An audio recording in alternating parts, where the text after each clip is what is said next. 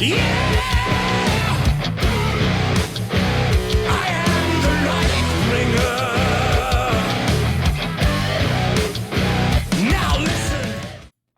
YouTube, Dozer here bringing you a new video. With Nationals coming up right around the corner and ProQuest Singapore currently in full swing, I wanted to bring you a video of some gameplay between Prism and Florian. We all know that Florian is positioned to be one of the best decks going into the new metagame now that Aurora is on her way towards LL. Not quite there yet, but with the amount of wins she's been getting during the ProQuest, and if that continues on for the rest of the season, it is almost certain that Aurora will be Living Legend by Nationals, US Nationals specifically.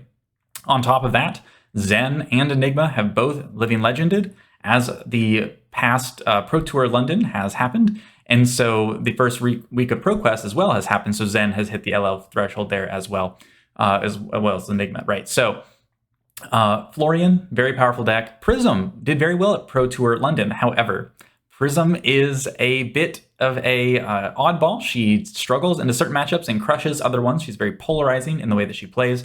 And so while I'm trying to figure out what hero I want to bring to Nationals, I would love to bring Prism, but staring down at Prism is this man right here, Florian. Florian is so powerful into Prism. He has so many powerful popping cards, so many powerful ways to deal with auras. Rune chants are so difficult for Prism to stop because of how they interact with Ward, where if you want to keep your angels alive, you have to pitch a lot of resources into those arcane barrier sources to prevent those angels from getting killed for no value for you by misusing some of their ward to the rune chant pings.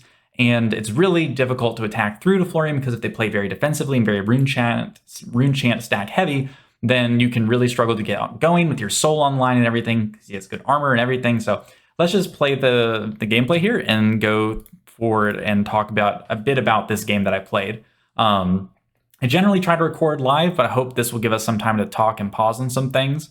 Right off the bat, we were forced to go first, and one thing that I'm trying in Prism is Energy Potion. Energy Potion is an extremely powerful card back from the Monarch days where, because of Prism's lack of real weapon, she can really struggle if she doesn't have the right hand composition to actually play out her cards.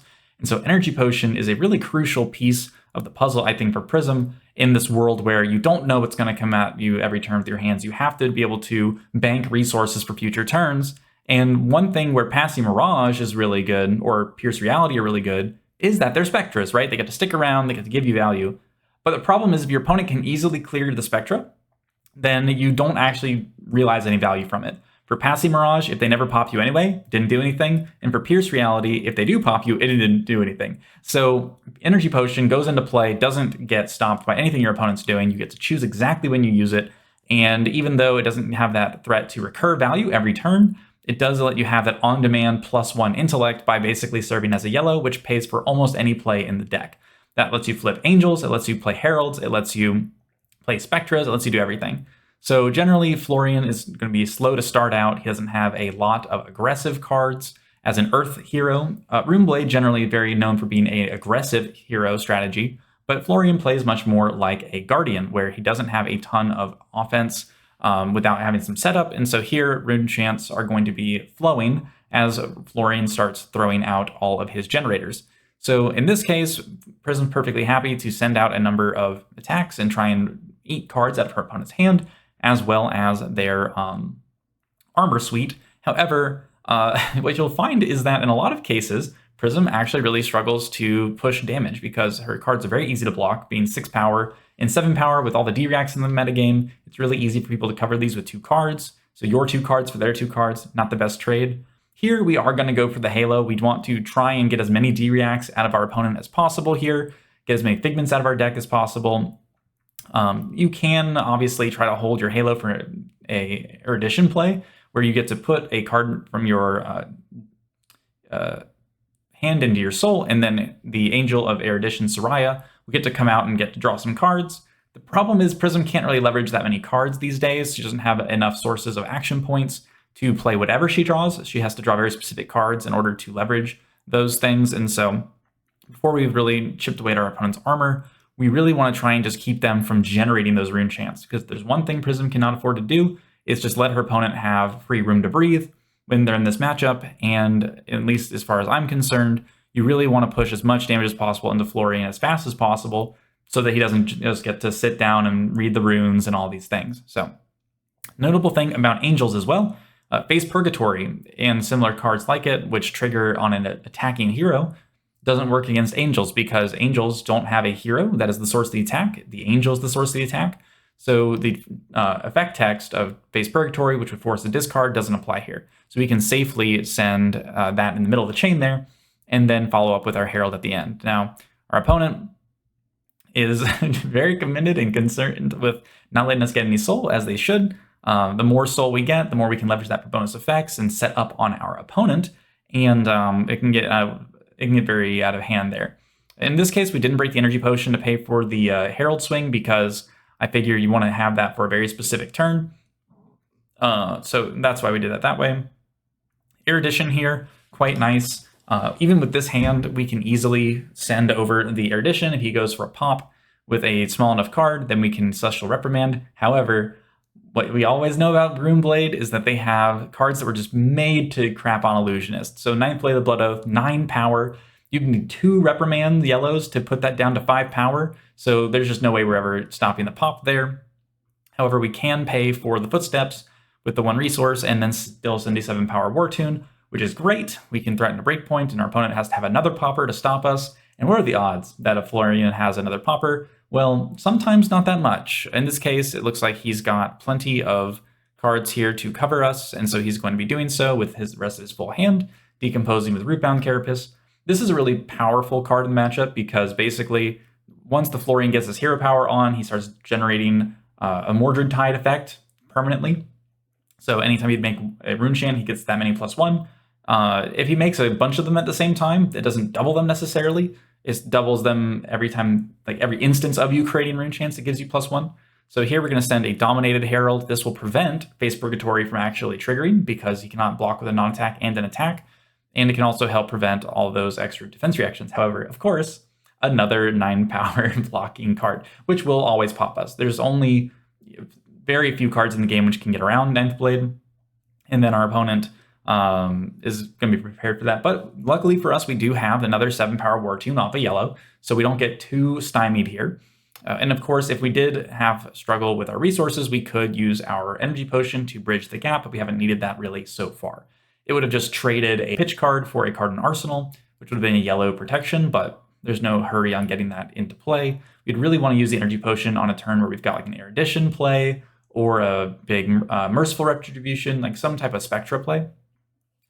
So here our opponent's got a thing like, okay, do I give him more cards? Oh, and then another 9th Blade, woo, yeah. Okay, so this is 3 9th Blades at this point for those keeping track. That's all of the 9th Blades by turn 4. So pretty unlikely to happen, but it is what it is. We've gotten them all out of our opponent and can now start sending attacks with more impunity than we had. Notably about the Florian matchup as well, the Grasp of the Arcanite doesn't actually enable him to be a pitch outlet unless he's only got 1 or 2 Rune Chants around. It gets prohibitively expensive very quickly. And so here sending just a smattering of Rune Chants with the Nebula Blade is going to be annoying for Prism because, again, we spent a lot of work to get that Angel into play, and to have 5 Rune Chants threaten our Victoria is not what we want to see. So generally, I do think it's correct to pitch and preserve your life total. It's going to be very hard to race a hero that's got not only more health than us, but also has armor. Florian also has poppers, which are tempo positive into us, and his Reaping Blade is going to rack up value over time. However, we are rarely going to get the full value out of our Angels, and so since Victoria is kind of one of the worst ones, we're perfectly happy to let that eat the damage on the Reaping Blades so that we can send back a Herald of Erudition. Reason for this is if we do connect with before the Well-Grounded's online and things like that, we would be able to hit, draw 2 cards, and go off to the town, go off to the races, because we do have that energy potion in play. However, our opponent has a lot of armor, and so we are mostly asking our opponent, hey, will you please give me your armor? Thank you very much. And you do have to chew through quite a lot of armor in Rune Blades these days. Rune Blades have amazing defensive capabilities and amazing offense, and so it's really important to send as much as you can into them as fast as possible and force them into awkward situations where if they didn't block this, we would just get 2 free cards. Crazy good value. We'd get a Figment, we'd get the Angel Flip if we wanted, and so the Florian does not want to allow us to do that, and so is doing the smart thing by blocking us. Notably, we are on turn 6 and have not dealt a single point of damage. We love to see it, wink. So basically, our opponent is going to continue to pitch into these rune chant generators. He wants to save most of his rune chant generation for the end game with his ability on. And so sending a Felling of the Crown for full value here with the full decompose, very, very powerful. 8 damage in a rune chant. We're not going to worry about stopping the rune chant, not really worth the card there. However, the Felling of the Crown is going to bottom some of our stuff. And so because we don't have a crackback play that's worth really saving, we're just going to block out here and preserve our life total. Because again, Florian, for all of the numbers that he can do, on a given turn, yeah, he's got the whole 1-card 5 off of Reaping Blade, but it's always a 1-card 5 when he's got his hero ability on. It's never going to be higher than that. It's very hard for him to go over that. And so if you're in a late game scenario where you've got Arcane Barrier 1 and a 3-block card, yeah, it takes 2 cards out of you to stop his 1-card play. But if that's all he's got left in the tank at the end of the day, then he can't ever actually kill you without you sending 2 cards back at him every turn in excess of what he's able to send at you. So, generally speaking, in the fatigue game, Florian doesn't have a lot of game into us. So we want to maintain our life total and try to set up big turns that are preventing him from building the rune chants, because really, if stacking Florian isn't able to produce enough rune chants to go over the top and just one-shot us, we can absorb a lot of punishment from him. And he doesn't have a lot of offensive output to actually threaten us turn by turn. So like in this case, Summer's Fall Blue is coming at us, and it's a 4-power attack, not very strong. And on top of that, we don't have any auras we put down. In this matchup, generally a lot of people bring Vestige plus auras, like Genesis and Arclight and things like that. But Summer's Fall is a really powerful card because it lets them pressure your face, trigger the rune chants, and also clear a Spectra at the same time. It's very powerful in this matchup. And so while Summer's Fall is going to be doing 4 damage here because we don't really care about stopping such little damage, with a hand that we can throw back so much value here, we do have to worry about running Spectras in this matchup because they can just be so easily answered by our opponent. And so we do run Merciful Retribution in this matchup, in this game rather, plus Passing Mirage because they do have text into this hero. But in this case, I did choose to go for the Herald of Triumph as the pitch. We want to arsenal the Herald of Protection here and play the Energy Potion ideally. And this insulates us from 6-power poppers. However, Runeblade gets everything that hates Illusionist, and so Runic Reclamation, 7-power, direct counter to Herald of Triumph. Hate to see it, but it is what it is. We will pay, though, to get the Energy Potion into play. While the red protection would be lovely to have in our arsenal, it's not really the be-all, end-all. We don't have a lot of flexibility to send it for value at our opponent necessarily, and so we'd much rather have the resources in play to flexibly bridge a future hand, because again, we are struggling to even touch our opponent, and so there's no reason to hold cards to try and play something of Arsenal, which might be threatened or might not be, depending on the situation. So in this hand, we have a very poorly blocking hand. That's not great for us. However, it is 2 Spectras, so we can play Merciful Retribution alongside Passing Mirage to hopefully get a bit more of value the next time we do throw Heralds at our opponent. So we're very happy to intellect penalty our opponent here by allowing him to not use all of his cards, and we can play out Merciful. Now, because we played one of our Energy Potions earlier, we are able to play Merciful and the Passing Mirage while banking the Angelic Wrath. Now, the reason we want to do this is because our opponent is so aggressive, we really want to set up that Angelic Wrath on a good Herald so we can force through and start getting some soul into play. 2 Spectres on the board means we're going to hopefully absorb some of our opponent's aggression into those or draw some effects out of him. But we also have no angels in play that would be threatened by his rune chant generation. And we have a pretty aggressive hand on our side. So we're going to want to send this, ideally. And the Florian is going to be incentivized to attack into us as well. So again, Summer's Fall, going to get rid of one of our Spectras, going to throw out a lot of damage at us if he has enough Earths to decompose, which he might not. It totally depends. He does struggle to get cards into the graveyard as Viserai. But here he can also do Sonata Galaxia. He can reduce its cost because of the rune chance that he has. And effectively, for the remainder of the game, he's going to just be getting 4 rune chants a turn, because each one of those will be doubled. And so that's going to be a lot of rune chants to have to stomach. In the meantime, Summer's Fall is going to come in and clear one of our Spectres away. My opponent chose Passing Mirage, which I think is fair. If he wants to threaten us, then the Phantasm popping cards can be really valuable. However, Merciful Retribution is quite good because of the fact that if you do pop me, I do get my cards in my soul anyway, and so I lose out on the damage, but I do get the Figment, and so I do think that Merciful Retribution may have been the correct choice here compared to our opponent's choice of the Passing Mirage. However, we do take that damage because we have an aggressive hand and we want to send it forward. And because we have the Energy Potion, we can do this. If we didn't have an Energy Potion here, we'd be extremely, extremely hamstrung by the fact we only have 2 reds and 2 yellows and no War Tunes. If our opponent did pop us here, we would have no resources, no ability to continue our turn, and that would be extremely debilitating. So having access to the Energy Potion here allows us to conceivably force through our value here without worrying too much about our what we draw, right? Drawing enough blues or drawing enough yellows. So having effectively another card that's non-committal, super nice. So we can send a yellow card to pitch for go again, and we can attack for 7 go again. Again, our opponent needs a 7 power or greater to pop us here. And what are the chances that a Rune Blade has a 7 power? Generally pretty good. Runic Reclamation and Ninth Blade are really good poppers, but here our opponent's got a 4 block and a 3 block, which is still good.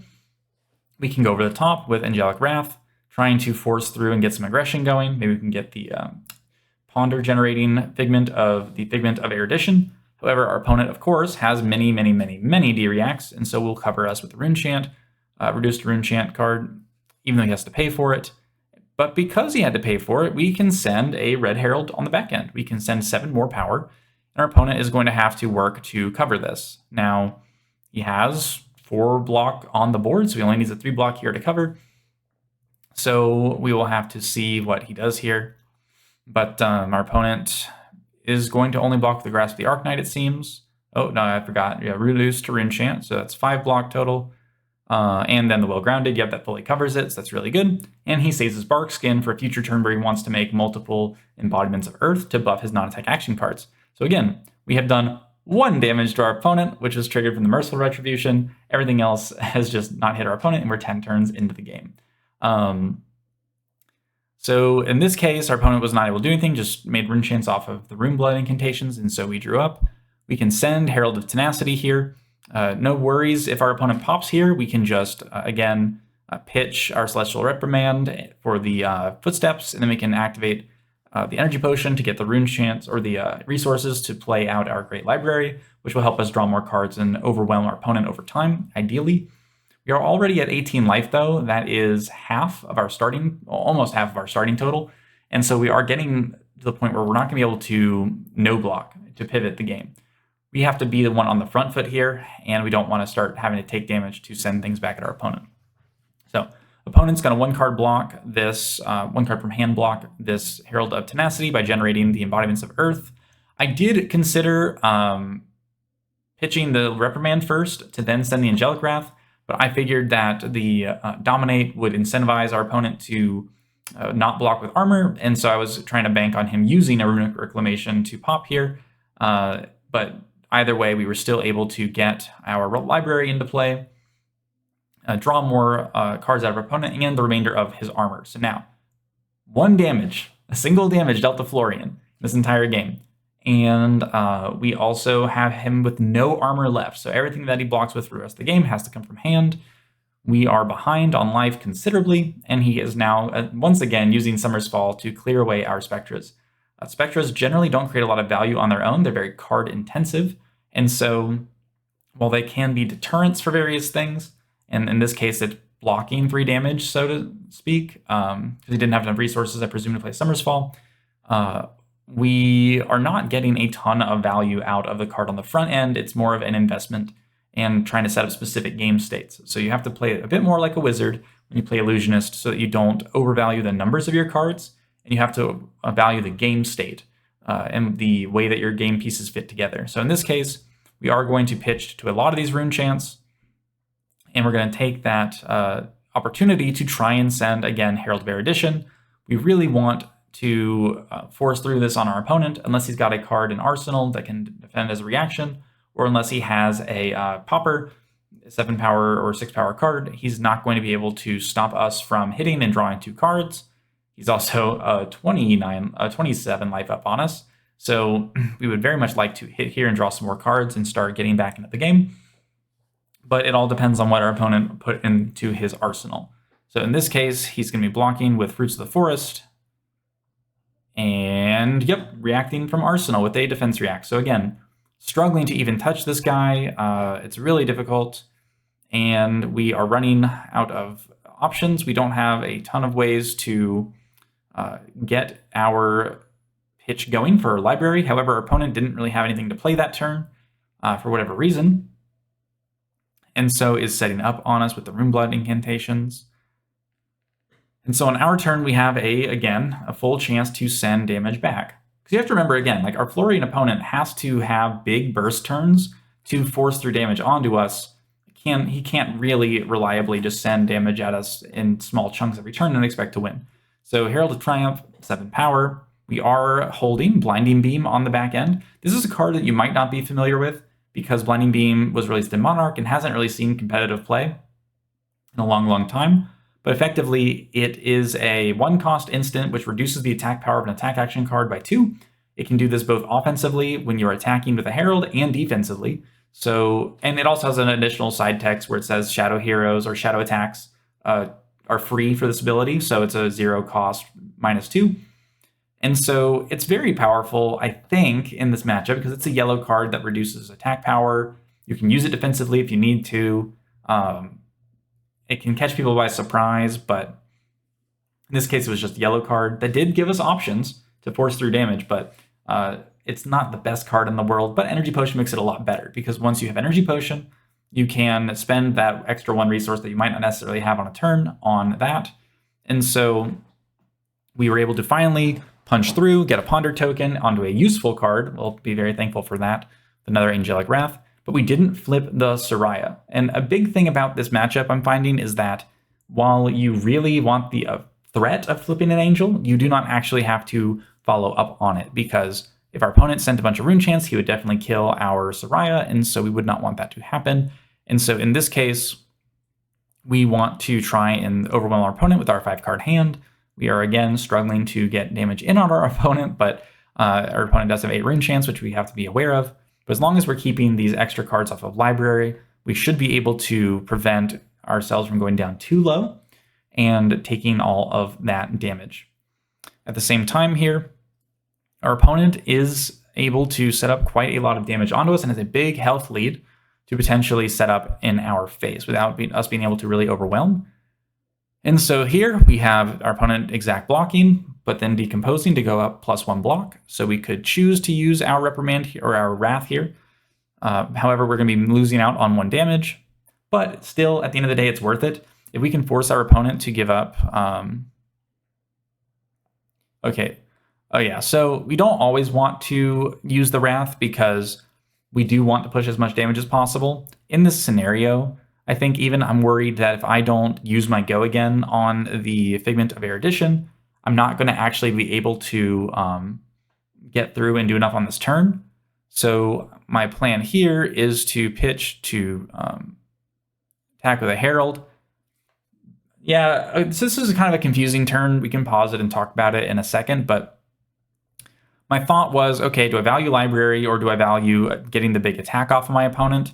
Because my opponent already covered the first attack with so many cards, I wanted to use the Wrath on the second attack to force more damage through and to go over any potential other defensive cards he had left so that I could still arsenal the Herald in my hand and turn on the library.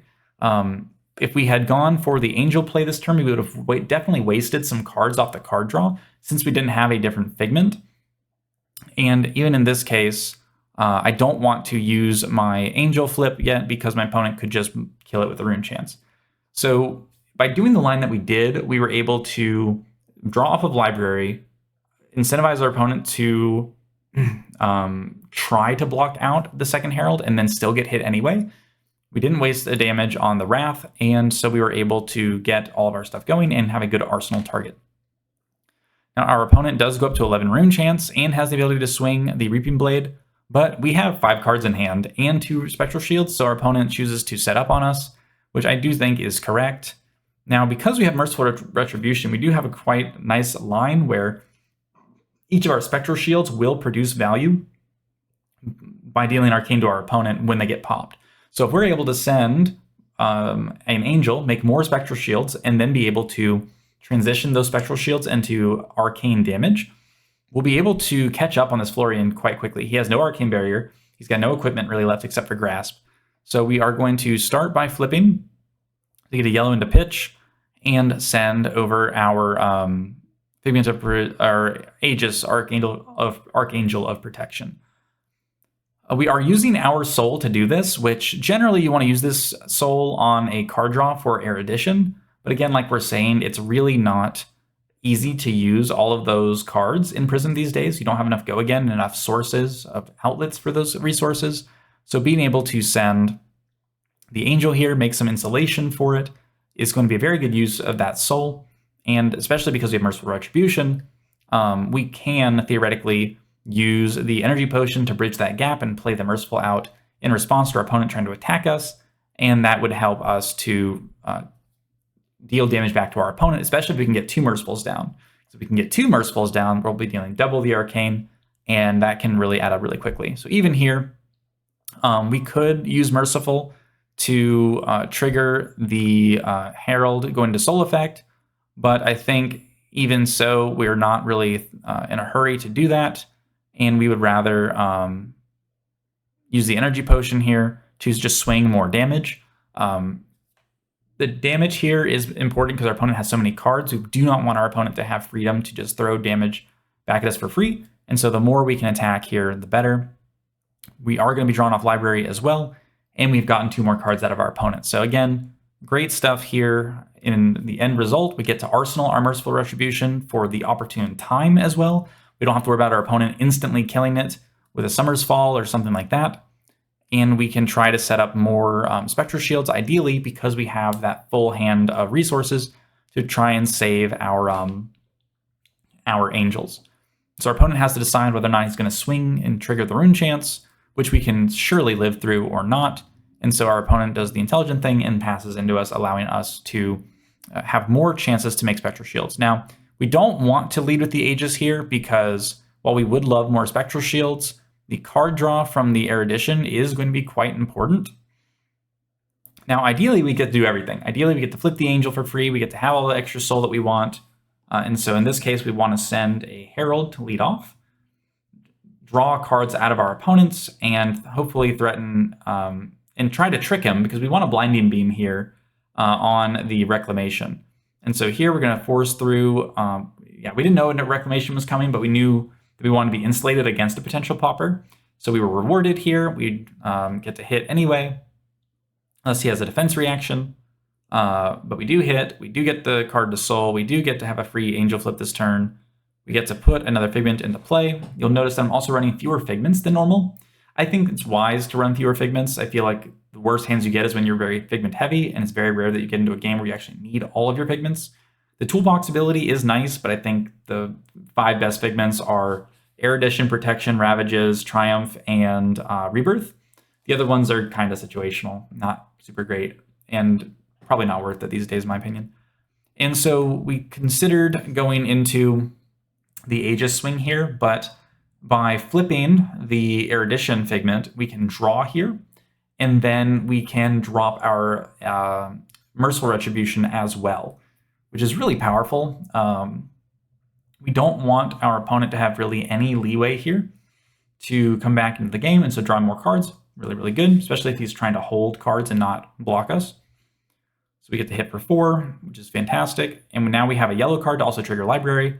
So, you know, we don't love giving up the reprimand here, but if our opponent popped us, we could pitch into Footsteps to swing the Aegis anyway, so not the worst thing in the world. And our opponent knows that this doesn't have go again, so he's not really incentivized to block it as much because we likely can't use the cards. However, we have a wonderful situation where we have another Figment in play, we have another Soul in case we need it, and we can play our Merciful out of Arsenal while also going to Arsenal our own Angelic Wrath. By doing this, we ensure that, we needed the yellow in our pitch for the library. We get to Arsenal a Red Herald attack, which is very, very powerful at being a 1-card play that from hand, like we pitch the card and we send the card from Arsenal with Breakpoint to threaten the Ward, which will help us effectively act as life gain, as well as threatening a Breakpoint. So now we've got 4 resources, or 4 ward on board, 4 defensive resources on board. We've got 2 angels, and we've got a full hand of cards. So unfortunately, we didn't draw blue in one of our 5 cards, and so these rune chants, even as they are going to be able to break through our angels to a degree, which we can't really worry about or blame ourselves for. That's just kind of the nature of the matchup. At the same time, Florian is running low on cards. Florian has 12 cards left in his deck, and he is struggling to actually kill us because he's not going tall enough with his rune chants fast enough. We are threatening his hand every turn. He's not getting free room to set up. And he only has so many reduced to rune chants in his deck. So here we can stop a good number of his rune chants and eat the rest of the damage from our ward. So we want to try and do that here. If we just let the rune chants kill our angels, we would take a lot of damage, and I didn't really do the math and see which one was better. But let's do it right now, right? So if he's got 15 rune chants and we've got 10 pitch in hand, we could choose to lose all of our rune chants and angels. So we would stop 6 damage, so we could do 9 arcane, and then we would have, we could stop 2 more of it maybe.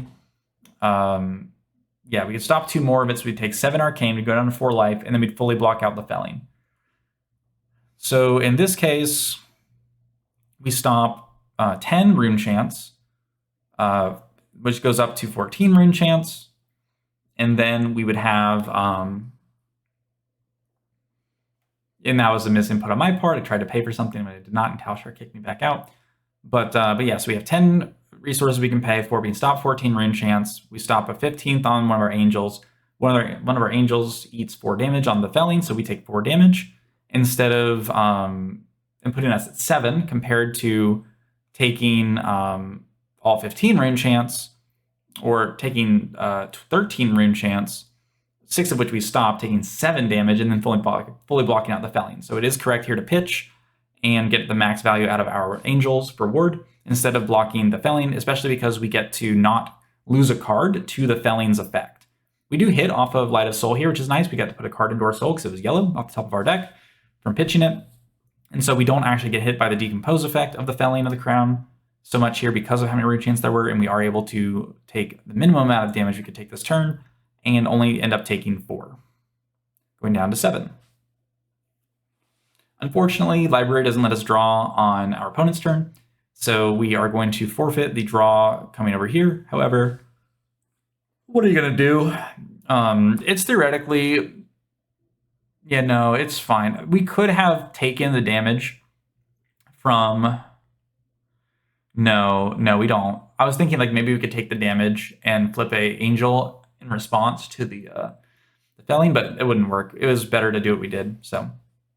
But always, you should be always looking for that, like different angles of the permutations that you can play and what the value lines up being, because 1 health can be the make or break in a game.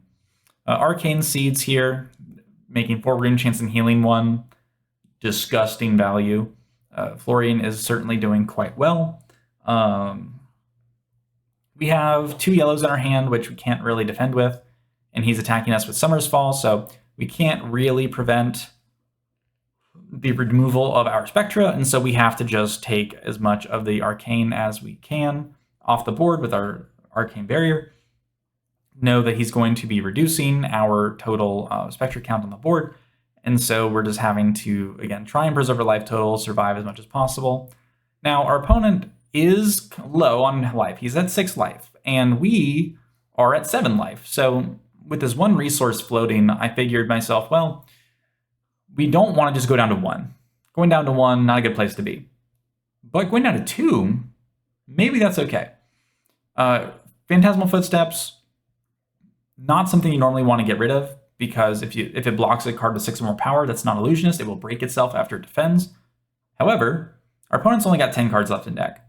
We've already seen, I think, 3 Runics and 3 Ninth Blades, so we're pretty confident we've seen all of the cards in our opponent's deck. We know that we can't get popped anymore. So the Footsteps is really only going to be useful about turning a non-blocking card into a card that blocks the Reaping Blade, and it really only serves to, in the Summer's Fall, again, we've seen a lot of Summer's Falls. So at this point, I'm happy to spend that 1 floating resource on the Footsteps so that we can send back our Heralds of Protection By keeping the Rapture on board, we're able to threaten the flip of an Angel here, and by keeping the Calming Gesture on board, we're keeping Arcane Barrier, which we definitely need in this matchup.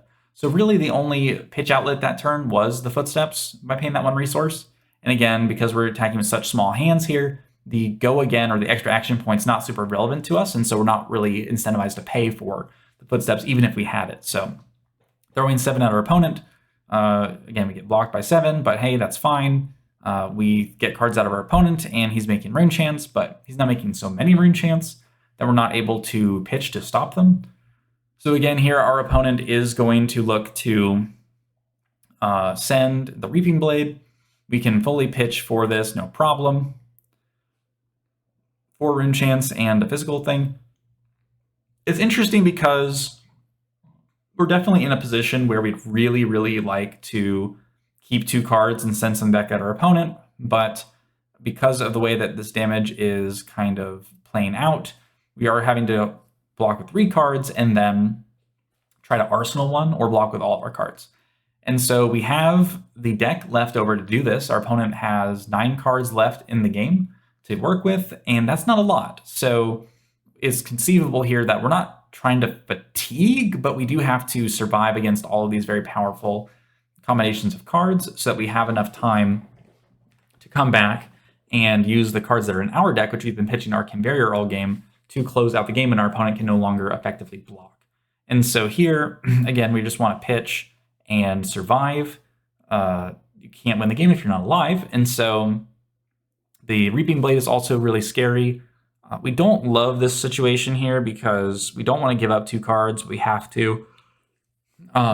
So we do so. We block. We have extra card here. So we could either Arsenal the Working Herald or we could pitch it for an Angel. And I think we're going to pitch it to an Angel here. And I'm not saying I think it's because I didn't know, but I'm saying my opinion is that we should pitch the Angel or pitch to flip the Angel here because it represents life that's on the board that our opponent, like we might not draw a blocking card next turn, right? So we want to have some stuff on the board that can keep us alive. We want to be able to keep a 1 card hand and send 4 damage, which can't be popped. All these things, and so it's not the necessarily best play, but it does let us go and make use of that card instead of it being trapped in Arsenal, not doing anything for us. It's sometimes the case that you need to put your cards into play and not hold them in the arsenal for later because you are under that much pressure that you do need to get that value right away. So, opponent, 10 cards left in the game. We've seen all the 9th Blades. We've seen multiple Runic Reclamations, all 3 of them. We've seen Summer's Falls. We've seen Valiant of the Crowns. Notably, we've not seen any Plowenders. We've not seen any crazy, weird, spicy cards. So our opponent is going to have to figure out how to take us down while generating so many Rune Chants. So tomorrow here will allow him to put a good attack back in his deck, probably Valiant of the Crown. Target Valiant of the Crown and make some Rune Chants off of Grasp and his hero ability to get 2 Rune Chants. However, he's going to have to pay 4 for this. So he's going to have to pay another card to cover that. And then if he wants to swing, he's going to have to be very careful not wasting value. He doesn't have enough resources to send Summer's Fall here, which is very fortunate for us. That's an expensive card to cast for blue. And our opponent really wants to be sending those Rune Chants. So here he will simply attack with the Reaping Blade to try and get us with the Rune Chants and the split damage. However, like we said before, we can survive this. We can pitch 4 resources on any given hand because it's just yellow cards. And we can block 3 because we have a single Herald at least. So here we'll be able to block our opponent's value. He's only going 7 tall. We can easily cover that. And then we can swing back with our Angel for 4 damage. And because we have an extra soul, we can actually threaten lethal because we can attack for 2 Arcane off of the soul effect of Sechem, and then we can attack for 4. So our opponent will have to give us at least 1 card and be threatened by us going forward. It's also conceivably correct that we should have pitched for the Rune Chants and just let Sechem die and then send back a Herald, like the red Herald of Protection. However, Sec-M here represents a recurring source of value. So it's a little hard for me to be willing to get rid of it, especially because it does do the direct damage. It's a tough choice. I think either one could be correct there, but my posture in this game was, okay, I don't know if I'll get to draw another full blocking card. I want to leave Sec-M on the board in case I need to stop Reaping Blade on a future turn. And I can just pitch these rune chants, so there's no reason to overextend myself and go for a risky line where my opponent could, 2-card block, realistically, my Herald, and then I've got nothing left on the board to insulate me from anything that he's doing. So this way we at least have a 1-card play every turn, if we're able to survive. Because he can't kill Sec-M with Reaping Blade, it doesn't do enough damage. And so the only out that our opponent really has is that we don't have a 1-card play, and we can't cover his stuff with 3 cards every turn. So we draw a hand of 2 non-blocks, a 3-block and a 2-block. This is awkward for us. We don't love it, but our opponent is going to have to struggle to take us down because we have so few threats left in his deck to worry about. We can hopefully take him down. However, notably, our opponent here realizes that because of Reaping Blade, he doesn't have a lot of Runechant generating potential, and so he decides that he should be pitching these towards his Germinate instead, because Germinate actually heals all at one time. It's not a sequential effect. The token generation is recurring, but the healing is not.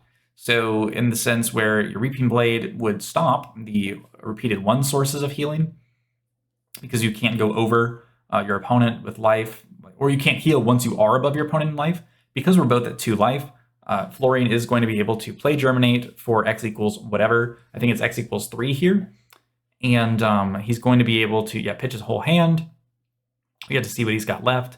And this is going to let him heal for a total of 4, all at one chunk, and then still make his rune chants and his embodiments to cover whatever we send at him on the following turn.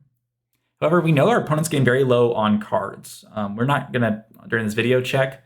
I don't think the D-React's left in his deck, but we know that he basically just drew a Felling of the Crown. And so we're going to be able to lead off with our Sec-M to try and guarantee that we have some value with our library.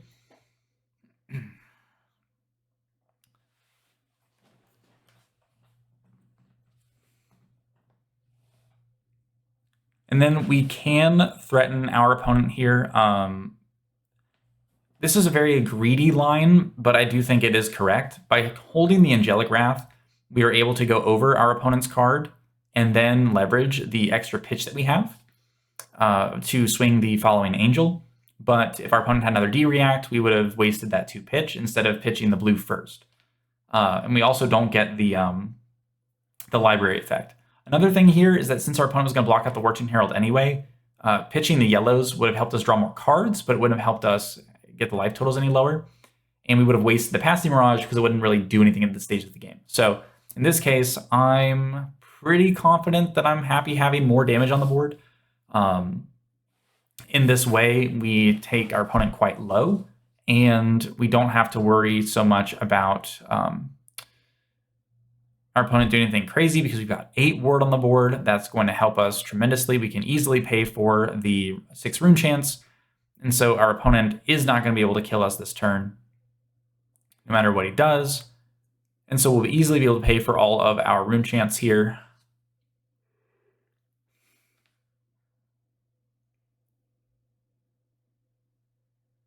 Should be a pretty easy choice. Now, there is the question of, do you let the Reaping Blade kill a Angel? And at this point, I don't know. I think you can make the argument that it's correct to just block the Reaping Blade here and just let the next turn be the Fruits of the Forest, Germinate, Read the Runes, and Thistlebloom Life.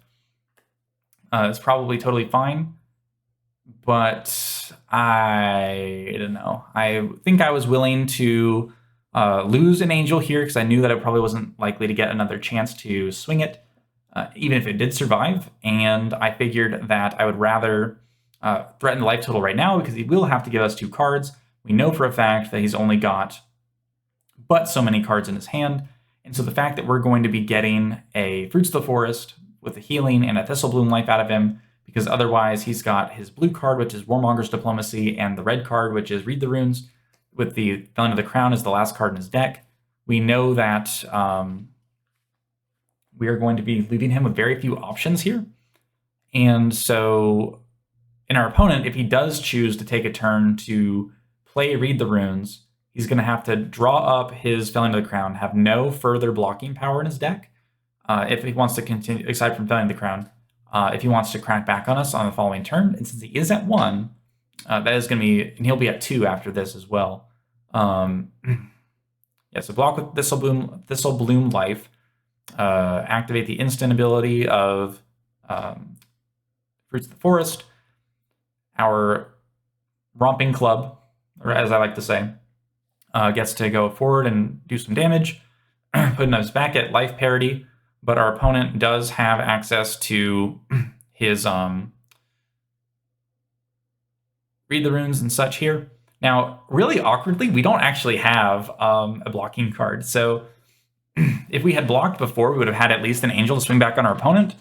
But at the same time, our opponent would have been able to make more rune chance. So it's kind of like a wash.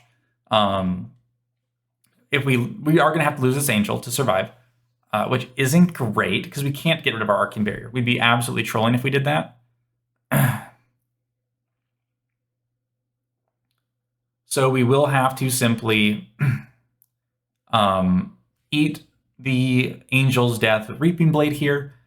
But the nice thing is we do have Librarian play still, and so we know our opponent can't get rid of it as well. Merciful Retribution on our turn will enable us to trigger Library and go up to a 5-card hand, while also having our opponent very low on life. Merciful Retribution is now a win condition alongside our Calming Gesture, because we can pop our Calming Gesture at instant speed to deal 1 arcane to our opponent. And if we have 2 Mercifuls out, which we still have in our deck because our opponent has been Summers Falling them into the deck, then we would be able to have lethal on our opponent right here. However, we did not draw our Merciful. It's one of the last cards in the deck. So we hope that our opponent will ignore the Merciful because it will just kind of kill him if he doesn't. And the Felon of the Crown here with no rune chance because he can't make them and swing. Remember, he has a red card in his hand, so he's only attacking us for 8 damage. With a Decompose effect, we can easily cover this and then send back value at our opponent. So we're going to block exactly 8 here with Passing Mirage and 2 Heralds, and go to swing back on our opponent when we do get the opportunity. However, because of the Felon of the Crown, we have to get rid of a card from our hand, and so we are going to get rid of our Wartune Herald here. It's technically one of the best Heralds we have left because he has no poppers. So Herald of Triumph's ability is kind of useless, and so we are going to get rid of our Wartune Herald here, bottom one of our cards, and then block the rest of our cards here. We're not going to be able to crack back on our opponent, unfortunately, so we will have to simply Arsenal and pass. Now, I did think to not Arsenal here because I was worried that we were going to have a turn where we didn't have enough blocking power, and so I wanted to hold the 3 block just in case. But in the meantime here, our opponent is attacking us with Reaping Blade with 2 rune chance.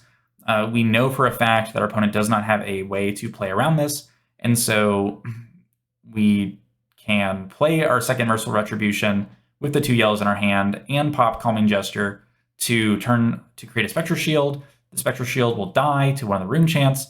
Merciful Retribution will each deal 1 arcane to our opponent, getting them for exact lethal. So 24 turns later, by the way, Prism is able to clutch it out and beat Florian. However, this is not an easy matchup. This is a matchup which is going to be very grindy. It's very hard to push through and get your opponent here. It's not a fun matchup, really. You're just kind of chomping at the bit against a wall of granite, hoping that you will finally punch through. But yeah, there is a way to win with mono, Vestige, or mono Empyrean Rapture, rather. And you don't need to do anything crazy. You do need to outvalue your opponent over time. You do need to try and find windows to win the game. Merciful Retribution, great little incidental value over the course of the game, even though our opponent did continuously remove them off the board with Summer's Fall. we were able to get some value off of them, which did convert to a couple of cards of value, actually, of damage, and it was our path to lethal there. Although, honestly, at that point, anything would have worked. We kind of fatigued the Florian somehow because of all the arcane damage we were preventing. We were not losing cards in deck, and our opponent wasn't building big enough stacks of rune chains to kill us. So overall, this is looking to be a very, very difficult meta for Prism. I think that while Prism does have the ability to beat Florian, it is a very, very, very, very unfavored matchup if you don't get going early enough, and if Florian gets to flip his hero ability early and get those extra rune chains generating and just makes a big stack and sends them at you, it's really hard to survive and to crack back with anything meaningful because of how much block and how much armor he does have. So you do have to be careful about that. But there is a silver lining, a sliver of hope, where we could potentially get through if we have enough anti-pop effects, enough attack reactions that go over his blocks, and enough go wide with heralds to where we will run him out of blocking cards. So your mileage may vary, but I do hope that Prism does not fade into obscurity just because Enigma and Aurora are going to be leaving. So thank you so much for watching. I hope you enjoyed this discussion of the game. I know this was a bit of a long video, but I hope that you get something out of it, and I hope to see you in the next video. So keep your eyes on the channel for future High Seas Flesh and Blood content. I'm very excited for Gravy Bones and Marlin, as well as potentially testing my own build of Florian and Prism and who knows what else for the Nationals. So hope to be making plenty of videos in the days to come. So until then, take care, and I'll see you in the next video. Peace.